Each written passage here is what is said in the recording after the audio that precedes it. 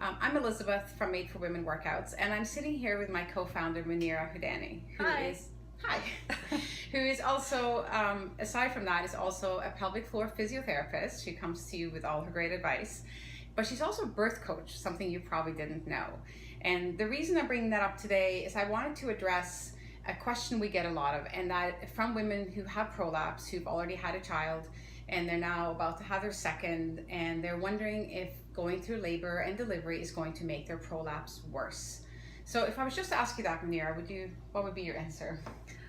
No, it's not necessarily going to get worse. If you have a second delivery, the second delivery is not the one thing that makes prolapse worse. But I know a lot of women are very curious about that.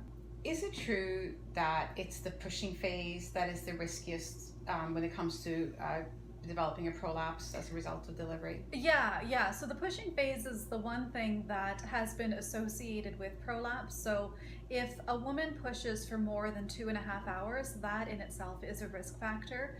But it's not. But just being pregnant and going through a labor in itself is not. It does not mean that your prolapse is going to get worse as a result of that. So knowing that the pushing phase is the riskier part of this when it comes to your prolapse, is there something we can tell them, like even just one little nugget that they can take with them that day, or have their coach remind them of to help them prevent that? Yeah, for sure. So the main thing is that you don't want to be holding your breath. So when you're pushing your baby out of you, the main thing is try to do it in a gentle way, and it doesn't have to be forceful. Bearing down is sort of what we see in all of sort of TV and movies, but that image of pushing is just way too forceful. It's unnecessary. So just think gentle, think breathing the baby down, think breathing out when you're pushing.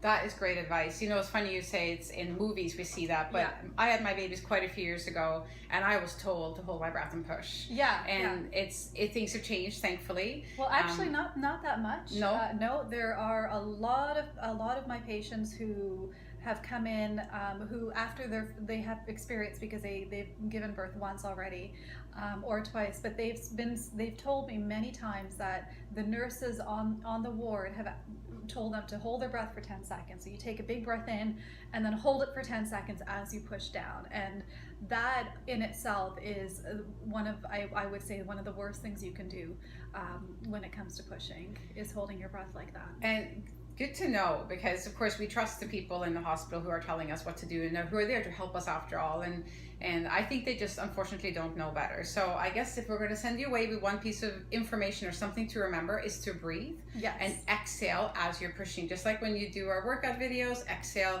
as you're putting in effort. It's the same. The biggest effort you'll ever make is pushing your baby out. So good luck. And keep the questions coming. We're here to answer them for you. Thank you, Munira, for helping us today. My pleasure.